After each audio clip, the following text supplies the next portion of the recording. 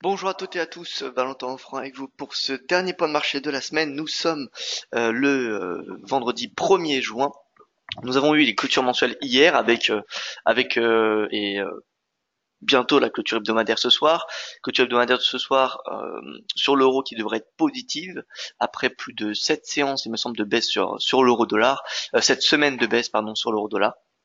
Donc voilà, nous allons faire un tour des clôtures mensuelles et un petit peu des clôtures hebdomadaires, même si tout n'est pas terminé. Voilà, alors bonjour à vous François, bonjour Nicole, j'espère que vous allez bien.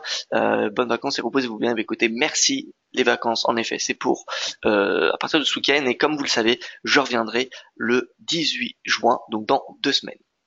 Voilà, alors bonjour à tous ceux qui viennent de nous rejoindre, bonjour Didier, bonjour Aurélien, Luc, bien le bonjour à vous, François, bien écoutez François, bonjour. Comme vous avez pu le lire, le rapport de l'emploi qui est attendu. D'ailleurs, avant de vous quitter, pardon, c'est pas le dernier point de marché, étant donné que je vous retrouverai à 14h15 pour le webinaire spécial NFP. Voilà, j'aurai la chance de partager ce moment avec vous euh, enfin, ça sera le dernier point de marché du coup de la semaine. Alors bonjour, tous ceux qui viennent de nous rejoindre. Voilà l'avertissement et gage sur risque. Je vous invite à prendre connaissance. Le trading avec effet levier amplifie toujours les gains et les pertes. Un compte risque limité présente un risque de perte du capital investi. L'investissement sur compte titre présente un risque de perte en capital. IGF fournit exclusivement un service d'exécution d'ordre. Cette présentation est explicative et ne saurait être considérée comme un conseil ou une recommandation. Voilà, bonjour Eji, bonjour Ramsey, bonjour Hubert, bonjour Raymond, voilà, bonjour à tous. Euh, alors, Didier qui nous dit tu reviens le 18 juin, ce n'est pas la date d'anniversaire de l'appel du 10 juin du général de Gaulle. Alors, je ne me suis pas posé cette question, mais oui, probablement. Voilà, l'histoire n'est pas mon point fort. Voilà, en tout cas, voici le briefing d'actualité. Il y en a eu pas mal hier, hein, entre la suppression des exemptions de droits de douane sur les importations d'acier et d'aluminium en provenance de l'UE, du Canada et du Mexique. Nous avons déjà le Canada euh, qui a répondu aux États-Unis en taxant à hauteur de 16,8 milliards de dollars de produits américains. L'UE appelle ce matin à une collaboration avec le Mexique et le Canada pour répondre eh bien de façon plus forte contre les États-Unis, mais il semblerait que tous ces pays aient bien envie voilà, de répondre à ces taxes américaines. Sinon en Italie, on a une tension qui diminue, hein. On a les partis populistes italiens, donc la Ligue du Nord et le Mouvement 5 étoiles, qui ont convenu de la formation d'un nouveau gouvernement. Et en plus, le cabinet a été approuvé par le président italien Sergio Mattarella. Donc, ce qui est une bonne chose. On a le spread qui commence à diminuer. Donc en détail, on a le premier ministre italien désigné Giuseppe Conte qui a nommé son cabinet jeudi. Le leader de la Ligue du Nord qui est de l'extrême droite, donc qui est Matteo Salvini, il sera le ministre de l'Intérieur. Et Luigi Di Maio, qui est le chef du mouvement 5 étoiles, dirigera un nouveau ministère qui combine à la fois l'industrie et le travail. Par contre, ça s'est calmé en Espagne, mais en Italie, nous avons le Parlement espagnol qui votera cet après-midi la motion de censure enregistrée par le Parti socialiste contre le Premier ministre Mariano Rajoy. Donc, en clair, Mariano Rajoy qui pourrait être destitué cet après-midi. Et bon, soit on a un gouvernement minoritaire qui va continuer à gouverner pendant quelques temps, ou soit il y aurait des nouvelles élections. Et a priori, s'il y a des nouvelles élections anticipées, ça serait pour le dernier trimestre de cette année. Au niveau de la Corée du Nord, on a le secrétaire d'État américain Mike Pompeo qui a déclaré que les États-Unis et la Corée du Nord ont fait de réels progrès lors des pourparlers à New York sur les conditions du sommet entre Donald Trump et Kim Jong-un. Toutefois, ils n'ont pas conclu à une dénucléarisation de la péninsule. Et enfin, d'un point de vue plutôt voilà, économique, macroéconomique, on a la Belgique qui a réduit ses achats d'obligations souveraines japonaises pour la première fois en 3 mois d'environ 20 milliards de yens. Donc c'est un mouvement plutôt qui était inattendu dans cette période d'aversion au risque plutôt. Enfin, en tout cas, il y a pas mal d'inquiétudes, excusez-moi. Donc BOJ qui réduit, enfin son montant de QE QQE, pardon. Et donc ça laisse à penser, en tout cas, qu'elle souhaite arrêter son stimulus ou en tout cas le diminuer. Voilà un petit peu pour les infos du jour. Euh, voilà pour les infos du jour. Le dollar qui a clôturé dans le rouge hier. À l'inverse, les indices. Oula. Alors, pardon, ça devrait être en rouge ici. Donc Dow Jones, S&P, Nasdaq qui ont clôturé à l'inverse dans le rouge. Hein. Et vous voyez que le Dow Jones c'est l'indice qui a le plus souffert de cette journée d'hier. Le rendement du T-Note qui a perdu 2 points de base, donc on a toujours un marché obligataire, enfin on a un marché obligataire qui se retend depuis quelques séances. Le yen qui est en baisse, ainsi que le gold, le Nikkei et le Hang Seng. Le grand gagnant pour le moment de ces taxes américaines, c'est le dollar. C'est le dollar parce que s'il y a des taxes, ça laisse à penser qu'il y aura moins d'importations d'acier et d'aluminium et donc que finalement les États-Unis vont plus produire. Donc tout ce qui est de toute façon protectionnisme américain favorise le dollar. À court terme, bien évidemment. À moyen long terme, non, parce que ça affecte l'économie mondiale et également celle américaine. Et donc, dans le fond, ça va être des moins bonnes statistiques macroéconomiques. Mais à court terme, ces taxes soutiennent légèrement le dollar, même si ça a été quand même pas mal intégré au prix. Vous avez pu voir hier, lorsqu'on a eu l'annonce officielle de ces taxes, on n'a pas eu réel de mouvement, à part le CAD et le peso mexicain qui ont décroché. À part cela, on n'a pas eu un dollar qui a progressé. Les taxes, y a-t-il un risque que cela dégénère au niveau mondial et que l'on rentre encore plus dans des états de protectionnisme? Alors oui, c'est clair Didier. Alors, le protectionnisme, déjà, il va avoir de la réciprocité, ce qui est plutôt normal, bien évidemment.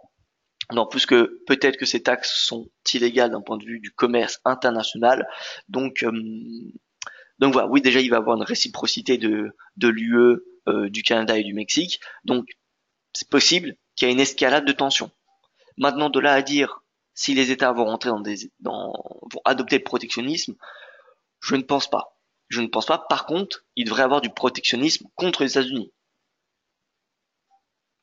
En tout cas, c'est fort probable. Que devient l'euro-dollar avec les nouvelles taxes? Alors avec une nouvelle taxe, encore une fois, pas vraiment de mouvement. Le dollar progresse très légèrement, mais de là à dire que ça affecte l'euro-dollar, non. Il n'y a pas vraiment d'impact. Je dirais que la situation en Espagne et en Italie ont beaucoup plus d'impact que les taxes. Surtout que ces taxes ont été quand même pricées il y a encore depuis pas mal de temps. Voilà, elles sont pas nouvelles ces taxes. Elles sont pas nouvelles, c'est juste que l'UE, le Canada et le Mexique étaient exemptés, mais plus la deadline approchait et plus on voyait que ça allait être plutôt tendu. En tout cas, la mise en place de ces taxes montre une chose. Elle montre que l'administration américaine n'est pas vraiment prête à faire des concessions, ce qui donne des perspectives plutôt, on va dire, négatives pour les discussions internationales, les discussions commerciales internationales. Donc le NAFTA, enfin l'ALENA, pardon, les renégociations de l'ALENA, les discussions entre les États-Unis et la Chine, prochainement les États-Unis avec l'UE. Donc voilà, en tout cas, ça ne donne pas ça donne pas une perspective positive. Donc on a l'AUD, finalement, le CAD, qui devrait quand même rester pas mal sous pression. Au niveau du calendrier économique, donc comme vous pouvez le constater, nous aurons à 10h le PIB italien, 9h30 le PMI manufacturier suisse, mais c'est surtout les chiffres de l'emploi à 14h30 qui sont importants, dont et surtout le salaire horaire moyen, attendu inchangé à 2,6% sur un rythme mensuel, sur un rythme annuel, pardon. Sur un rythme mensuel, il est attendu en hausse à 0,2% contre 0,1% le mois précédent. Le taux de chômage est attendu à changer à 3,9 et le NFP en lui-même, variation de l'emploi non agricole, non-farm payroll, est attendu à 190 000 créations d'emplois contre 164 le mois précédent. Combat de coq 15h Roland Garros. Ah, écoutez, Je ne suis pas du tout Roland Garros, donc j'aurais du mal à vous commenter cela. Mais en tout cas, 14h30, tu auras le NFP et ça, je pourrais vous le commenter. Donc voilà, je vous invite bien sûr à me rejoindre. Donc vous allez dans formation, séminaire en ligne, et donc à 14h30, vous voyez, 21 francs, 14h15 pardon, donc 15 minutes avant, 15 minutes après, le webinaire spécial NFP. Donc je vous envoie le lien pour vous inscrire, pour ceux qui souhaitent me rejoindre à 14h15.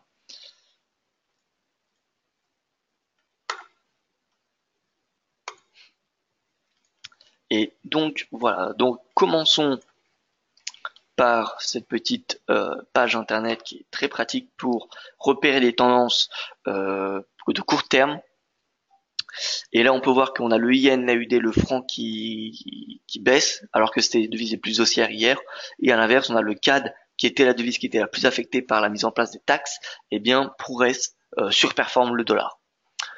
Voilà, maintenant, dollar acheter du CAD, alors qu'on a ces tensions, ça semble compliqué. Déjà parce que les négociations de l'ALENA sont au point mort. Hein. Enfin, il y a eu quelques avancées ces dernières semaines, mais depuis on va dire 2-3 semaines, c'est au point mort. Certes, on a la Banque du Canada qui est plutôt hawkish depuis mercredi, mais on n'a pas eu encore de hausse des taux. La probabilité est de 80% pour le mois de juillet, donc elle a été quand même pas mal pricée, mais au vu des taxes, ça réduit quand même grandement, je pense, la chance de voir la Banque du Canada relever ses taux en juillet. Je ne dis pas qu'elle va pas relever ses taux, mais en tout cas pour le moment, ça me semble compliqué. Donc acheter du CAD sur du moyen terme, ça me semble plutôt compliqué. Euh, Par contre, ce qu'on peut miser, c'est toujours le dollar proche de ses sommets d'ici le 13 juin. Donc vous voyez que le dollar USD, ce dollar index ressemble, enfin l'analyse technique est beaucoup plus claire, je trouve, que le DXY par rapport au mois de novembre. Regardez, on a une configuration qui est similaire. Donc la zone rose, enfin violette, c'est un mois jour pour jour avant la hausse des taux de juin et la hausse des taux de décembre. Et là, vous voyez, on a clairement les mêmes mouvements. Impulsion haussière, ensuite consolidation, on a une grosse divergence qui se forme et, la date finalement qui approche. Donc moi personnellement, je pense que le DXY, le dollar, va rester proche de ses sommets d'ici le 13 juin, donc il va rester quand même assez fort.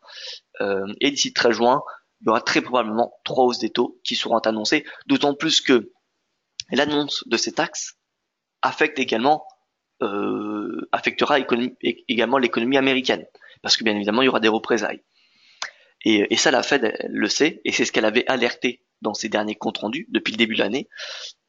Donc finalement, la mise en place de ces taxes réduit encore plus la probabilité euh, de 4 hausses des taux. Donc ça favorise le scénario de 3.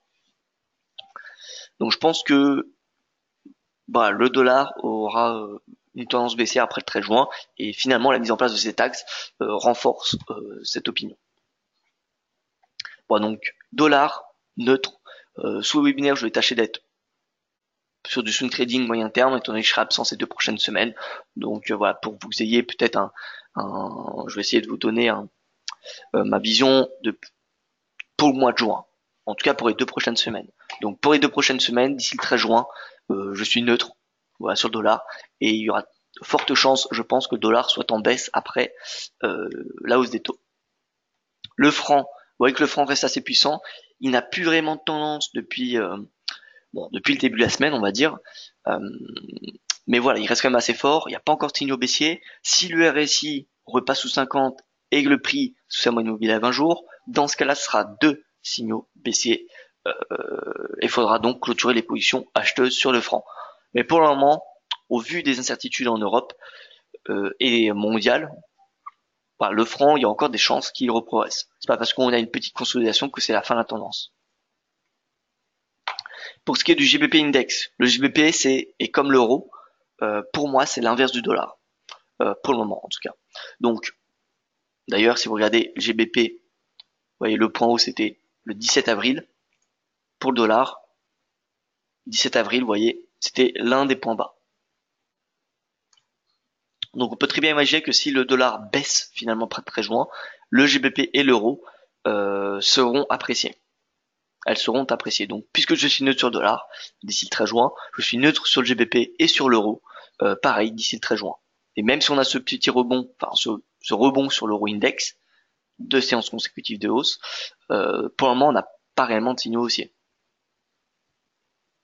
À part sur l'euro dollar où on a un avalement haussier, mais vous voyez l'index, il est bien en dessous de sa moyenne mobile à 20 jours, et le RSI bien en dessous de 50. Donc pour le moment, on reste dans un momentum baissier. L'AUD continue à être pénalisé par ces incertitudes sur le commerce international et surtout le commerce entre les États-Unis et la Chine. Donc tant qu'il n'y a pas d'avancée là-dessus, l'AUD restera sous pression. Donc l'AUD, ça peut être une devise à vendre face à des devises fortes. Pas pour parier sur la baisse de l'AUD, mais parce qu'on sait que l'AUD va rester sous pression et qu'il y a finalement peu de chances qu'il rebondisse, à part si on a un accord commercial trouvé entre les États-Unis et la Chine.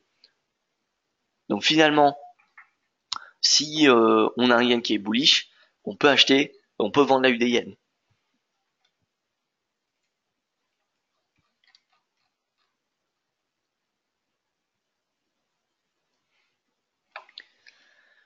Pour ce qui est du NZD, alors le NZD techniquement il est assez propre. Vous voyez qu'il rebondit sur cette oblique, il a franchi cette résistance qui est ni plus ni moins, enfin c'était le plus bas depuis le début de l'année jusqu'à début mai, comme vous pouvez le constater. Donc il y a une réintégration de ce support et donc la perspective est plutôt haussière jusqu'à ce niveau de prix qui est la prochaine résistance. Donc moi je pense concrètement que NZD ça peut être une devise à t'acheter à court terme, à très court terme ça peut s'acheter. Et enfin le yen qui est proche de ses sommets annuels, qui est finalement dans sa zone de résistance, une zone de résistance de très long terme. Donc voilà, on n'a pas de signaux baissier, mais dans le même temps, on a une correction qui n'est pas négligeable. Donc pour le moment, le yen, voilà, l'USD yen, je reste baissier, mais voilà, on a une petite respiration. C'est ce qu'il faut comprendre. Et le CAD, eh bien le CAD, je pense qu'il devrait rester sous pression, non seulement à cause de l'ALENA, mais en plus avec ces taxes, ça ne donne pas une bonne perspective. Et comme je vous l'ai dit, ça réduit la probabilité que la Banque du Canada finalement relève ses taux en juillet. Et c'est quelque chose que le marché n'a pas encore pricé, étant donné que le spéculateur tape sur 80% de probabilité d'une hausse des taux. Donc voilà, le CAD finalement est plutôt une perspective neutre, voire légèrement baissière pour ces prochaines séances, prochaines semaines. Alors, je vois une question sur l'IBEX, je vais y venir dans un petit instant. Quel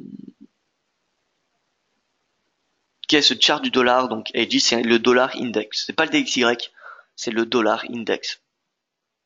En fait, c'est le dollar comparé face à toutes les devises majeures. Oui, Raymond, je suis tout à fait d'accord, c'est difficile de trader dans le range du dollar, plus clairement avec le dollar neutre. C'est clairement compliqué. En fait, c'est compliqué de trader les paires majeures dès que le dollar est consolide. Dès qu'il y a des consolidations sur cet index, finalement les paires majeures sont pas réellement intéressantes. À part face à des devises qui sont en forte tendance comme le yen ou le franc. Mais à part cette semaine, le yen et le franc ont eu des très très belles tendances. C'est pour ça que il y a les paires croisées, et les paires croisées sont des excellentes alternatives pour trader lorsque les paires majeures sont en consolidation. Donc là en ce moment, ce matin, ce que je pense, c'est par exemple la UDCAD, vente à UDCAD, pour en fait anticiper une correction de la baisse du CAD d'hier, parce qu'elle a été très très importante, et on peut voir que le CAD finalement il superforme ce matin. Donc AUD-CAD, ça peut se vendre. Ça peut se vendre sur du court terme. Vous voyez, un retour vers 0,97 me semble possible.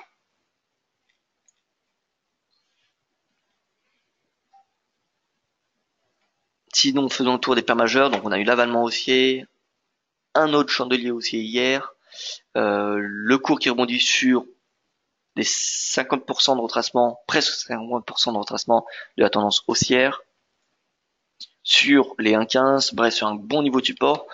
Maintenant, à part l'avalement haussier, je ne vois pas réellement d'autres signaux bullish. On n'a pas un RSI qui diverge. Au contraire, en fait, il est encore bien baissier. Le prix est sous sa moyenne mobile à court terme à 20 jours. Pour le moment, on n'a pas de confirmation. Le problème des paires croisées, ce sont les spreads par rapport aux paires majeures quand on fait du scalping ou du day trading. Alors du scalping, je suis d'accord. Le day trading, je pense que ça passe encore. Le trading des paires majeures en day trading, je pense que ça passe. En swing, il n'y a aucun souci. En swing trading, cette question ne se pose pas. C'est d'ailleurs pour ça que j'apprécie particulièrement le swing trading, parce que voilà, on n'a pas ce problème de spread finalement. Mais c'est vrai qu'en scalping, les paires croisées, à part l'euro GBP, les paires croisées, c'est compliqué à les scalper.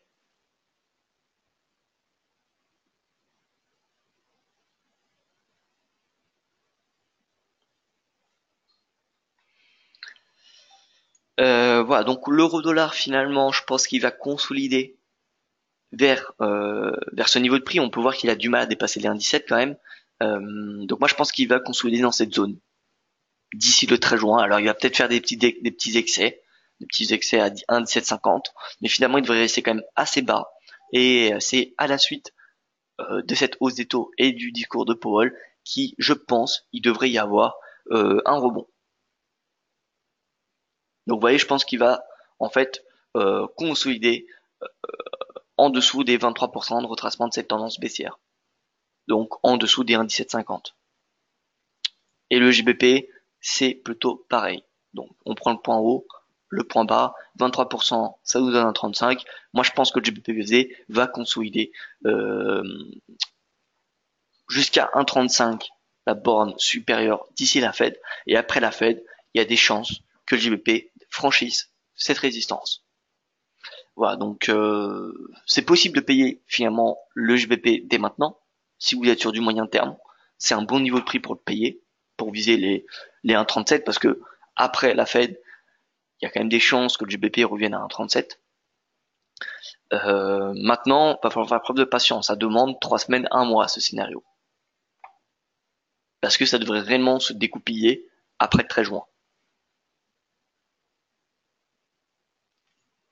Au niveau de l'USD-CAD, alors c'est compliqué parce que finalement on a un CAD qui est de plus en plus sous pression. En fait, c'est les extrêmes, enfin les catalyseurs prennent des extrêmes opposés. D'un point de vue du commerce avec les États-Unis, on va dire que ça s'empire.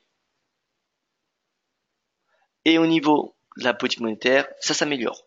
Donc c'est un petit peu compliqué. Finalement, on est compris dans un espace assez grand et on ne sait pas trop lequel va finalement tirer le CAD. Est-ce que c'est le commerce international ou est-ce que c'est la politique monétaire? Donc le CAD, elle devient compliquée à trader. Ce dollar canadien, pardon. Il devient très compliqué. Mais bon, 1,30, techniquement, on va se fier à l'analyse technique, étant donné que d'un point de vue fondamental, c'est plutôt compliqué. D'un point de vue fondamental, d'un point de vue technique, pardon, les 1,30 semblent une résistance quand même assez importante. En plus de cela, on a une oblique baissière de long terme qui a cherché les points hauts depuis 2015. Donc finalement, si on a un test de cette résistance et qu'on a un signal baissier comme un avalement baissier ou une shooting XR, peu importe, si on a un signal baissier depuis les 1,30, ça serait une opportunité de vente. Malgré, vous voyez, un petit peu ces catalyseurs mitigés sur le plan fondamental et macroéconomique. Par contre, je reste constant sur l'USDCHF et l'USDIN. Mes deux convictions sont baissières. Baissière, l'USDCHF 0,9550 et l'USDIN jusqu'à 105 dans un premier temps. Voilà, maintenant c'est des trades encore une fois qui demandent quelques semaines. Mais clairement, je pense que le yen devrait s'apprécier dans ces moments d'aversion pour le risque.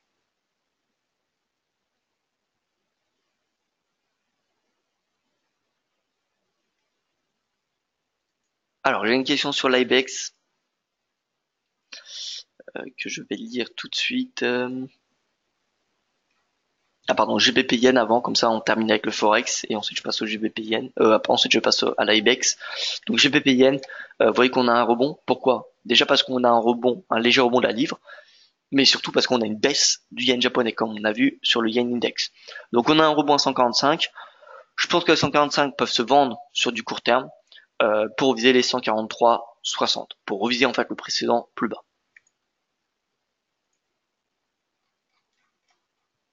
Donc l'IBEX, est-ce que l'IBEX va retrouver des couleurs? Alors aujourd'hui déjà l'IBEX va pas mal réagir. On peut voir que c'est l'indice qui presque sous-performe. Donc il est revenu à ses plus bas finalement, à 9300 points, donc c'est assez bas quand même. C'est assez bas. Je pense que l'IBEX va rester quand même dans l'indécision. Si on a finalement cette motion de censure qui est votée au Parlement, enfin qui est majoritairement votée, pour le moment on n'a que des intentions de vote, et les intentions portent sur la validation de cette motion de censure. Donc si c'est le cas, Mariano Rajoy sera eh bien ne pourra plus être Premier ministre, et donc on aura de l'indécision en Espagne, et on aura peut-être un regain de tension avec les Catalognes, parce que la Catalogne, enfin les pro-catalans, devraient en profiter pour prendre des places dans le gouvernement. Donc l'IBEX, est-ce qu'il va retrouver des couleurs? Ça dépend quand. Ça dépend, à moyen long terme, oui. Maintenant, à court terme, les perspectives sont plutôt floues et elles ne sont pas vraiment bonnes. Donc voilà, ça me semble compliqué que l'IBEX, par exemple, revienne à 10 500 dans cet été. Déjà, il faut savoir que l'été, c'est jamais une saison propice pour que les indices progressent. Mais en plus, dans ce moment plutôt d'aversion, on a pardon on a une perspective encore plus dégradée.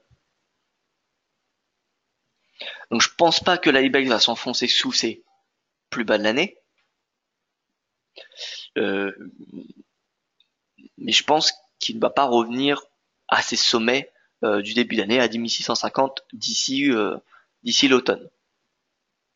Voilà, donc personnellement, je pense qu'il va consolider et que la résistance à 10 000 $ va faire quand même un bon point pivot. C'est-à-dire que tant qu'il y a ces incertitudes en Espagne, ça me semble peu probable que les 10 000 $ soient dépassés. Maintenant, s'enfoncer sous les 9 300, sous les plus bas de l'année, ça nécessiterait vraiment une situation quand même assez critique en Espagne, ce qui est pour le moment en tout cas pas la perspective. Surtout que c'est techniquement un niveau de prix très important, les 9300. Vous voyez que c'est 50% de retracement de cette tendance, et c'est également un prix clôture mensuel à 9257. Donc là, à 9300, on a un prix très très important. Donc il y a plutôt intérêt qu'il soit sauvegardé, parce que s'il est franchi, ce support, ça donnera une perspective baissière jusqu'à 9000 points.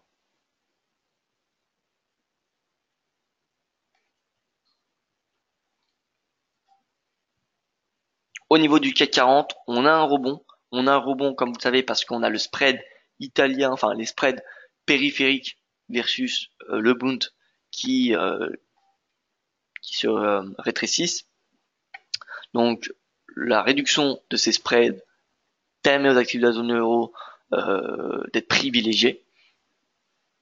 Ça montre que les incertitudes diminuent. Et donc le CAC, bah, finalement, on progresse. Il progresse depuis qui a atteint les 5350 environ. Il semble être en marche pour venir chercher les 5500 points. Maintenant, je trouve que d'un point de vue swing trading, il n'y a pas de scénario très très intéressant. Honnêtement, sur les indices qui sont les plus intéressants en ce moment, c'est les indices américains. Parce que les indices américains, d'un point de vue technique, c'est beaucoup plus propre. Enfin, c'est beaucoup plus intéressant. Vous voyez que un stop sous le précédent plus bas, en visant les 2008, se fait quand même 100 points de potentiel gain, avec 32 points potentiel risque, de risque. Ça fait un ratio rendement supérieur à 3. Donc voilà, s'il y a des indices à payer, pour moi c'est des indices américains, et en plus à moyen long terme, c'est les indices qui sont les plus loin de leur sommet par rapport aux majeurs, par rapport au FTSE, au CAC, au DAX, c'est les indices américains qui sont les plus loin. Donc ils ont une marge de progression un peu plus importante, et la situation aux États-Unis me semble mieux qu'en zone euro depuis l'émergence des inquiétudes en Italie et en Espagne.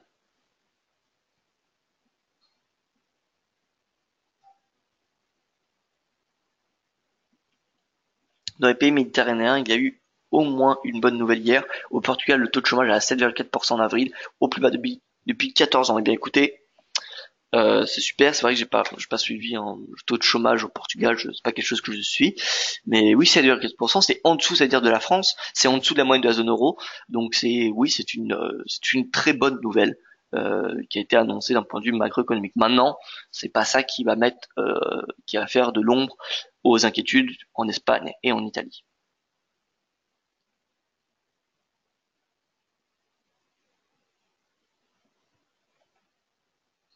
Donc, le S&P, perspective haussière depuis 2718, posé 2800, voire même les plus hauts, sur du moyen long terme, bien évidemment. Et à court terme, vous voyez qu'il y a un beau range, un range assez sympathique entre les, pardon, entre les 2700 et les 2740 à peu près. Donc il y a un range de 40 pips sur le S&P qui est assez intéressant. Sur le Dow Jones, vous voyez que c'est un petit peu plus baissier parce que la pondération est totalement différente. Comme vous le savez, sur le Dow Jones, la pondération ne se fait pas par la capitalisation boursière, mais par le prix de chaque action. C'est-à-dire que Boeing, qui est moins capitalisé que Apple, beaucoup moins, a un poids 3 fois plus important que Apple. Et pourtant, c'est une société qui vaut 4 fois moins ou 3 fois moins que Apple.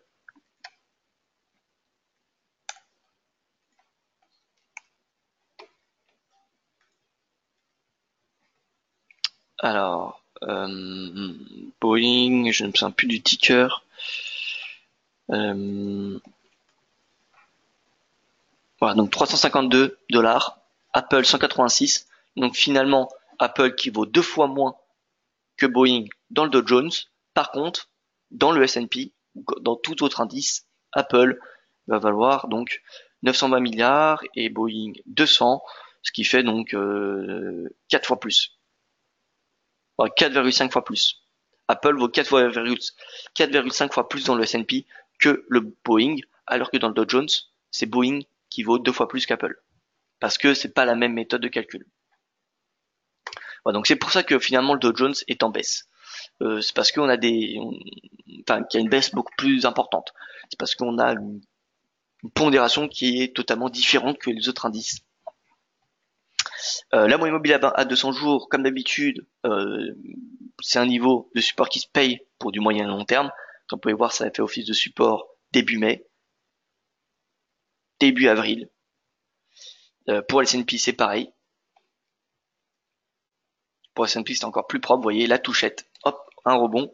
Donc c'était en février, on a eu en avril, en mai. Donc voilà, si on a un retour au moyen mobile à 200 jours, ça serait des niveaux de prix intéressants. Et enfin, pour ce qui est des matières premières, ensuite je répondrai aux questions qui sont revenues. L'or, donc l'or qui continue à évoluer au-dessus de cette oblique. Cette oblique finalement semble être un bon prix pour passer à l'achat. Elle semble un bon prix pour passer à l'achat étant donné que malgré la force du dollar, on a un or qui résiste. On a un or qui est soutenu par son aspect refuge. Donc l'or qui profite de la version pour risque et finalement du dollar qui commence à consolider depuis 1-2 semaines. Donc l'or, ça me semble intéressant de l'acheter à 1300 si on estime bien évidemment que le dollar va baisser le 13 juin. Si c'est votre scénario, l'or peut s'acheter jusqu'à 1310 à court terme, mais à moyen terme, les 1330 et 1350 peuvent être visés. Et à très court terme en intraday, vous voyez que, eh bien, on a, qu'est-ce qu'on a? On a un range trading. On a un range. J'ai écrit un article sur ce range hier entre 1296 et les 1306. Donc voilà, ces deux bornes sont intéressantes et ce sera ces deux bornes dans les NFP qui pourront être tradées. Pour ce qui est du pétrole, donc Brent qui rebondit parce que le brut était sur une oblique très importante. Maintenant, faut regarder le RSI et les RSI, à part le Brent, le brut il est bearish. Donc on n'a pas vraiment de perspective parce qu'on a un brut qui se maintient quand même à sa moyenne mobile à 20 jours et qui a un RSI au-dessus de 50, alors que le WTI est en dessous de sa moyenne mobile à 20, mais également 50 périodes et un RSI bearish. Donc on a un peu une divergence des signaux où voilà, peut-être que le brut a des pertes trop importantes et donc du coup on va avoir un rebond, ou alors le Brent finalement n'est pas pricé au bon niveau et qu'on va avoir un rattrapage vers le brut. Malheureusement, on sait trop lequel lead dirige l'autre. Et quand on a des signaux divergents, eh bien c'est compliqué de trader le pétrole, ce qui est le cas en ce moment. Maintenant, techniquement, tant que cet oblique tient sur le brut, eh bien techniquement l'achat est justifié.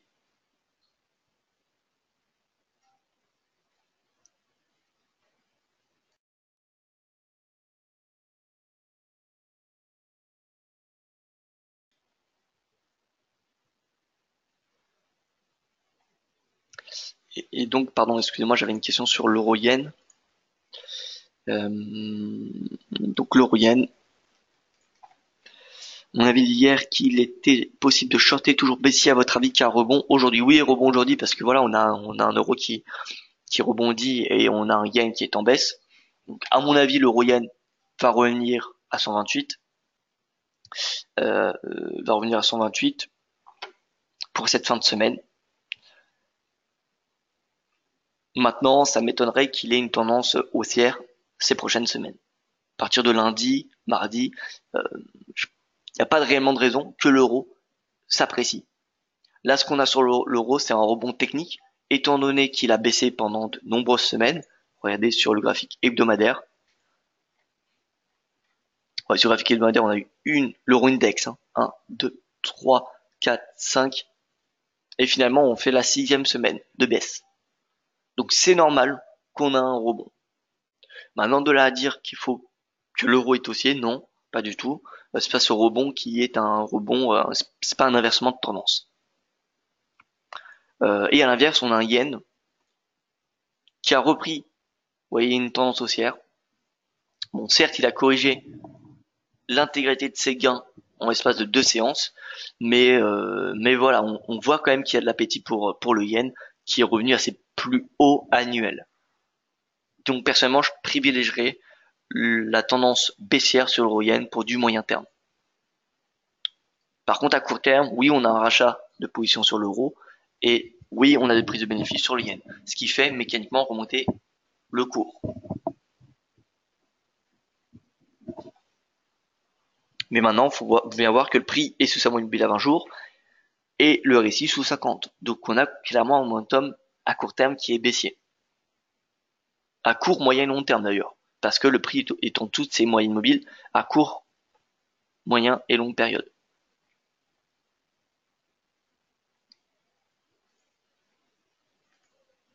Ouais, donc c'est pas possible qu'on ait un pullback à 128 pour ensuite repasser à la baisse. Pour le pétrole, ce serait peut-être après la réunion de l'OPEP avec la Russie ce mois-ci où il sera plus facile à identifier une tendance journalière. Oui, en fait, tout va se jouer à l'OPEP. Là, clairement, je pense que le marché il rentre en consolidation avant l'OPEP. C'est souvent le cas avant des catalyseurs majeurs. C'est comme ce que l'on voit sur le dollar. C'est quasiment la même chose. On a le marché qui price quelques semaines avant, et ensuite, on va dire 2-3 semaines avant l'événement, on a une consolidation. Et bien pour le pétrole, ça devrait être pareil. Le marché va commencer à rentrer en consolidation, il va commencer à spéculer sur ce qui va se passer. D'ailleurs, il commence déjà, et c'est pour ça qu'on a eu cette baisse massive et ensuite ce regain. Donc le marché spécule et ça devrait être ce scénario-là jusqu'au 20 ou 21 juin lorsque l'OPEP se réunira et décidera de quoi faire après le gel de la production à la fin de l'année.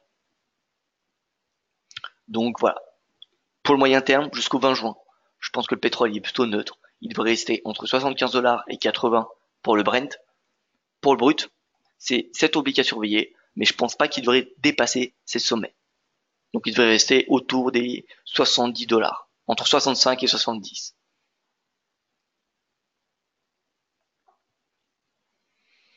Voilà, écoutez, pas de scénario à proprement dit ce matin, étant donné que les tendances sont un petit peu inversées, euh, et voilà, il y a quand même pas mal enfin, de flou, on va dire, sur les marchés actuellement.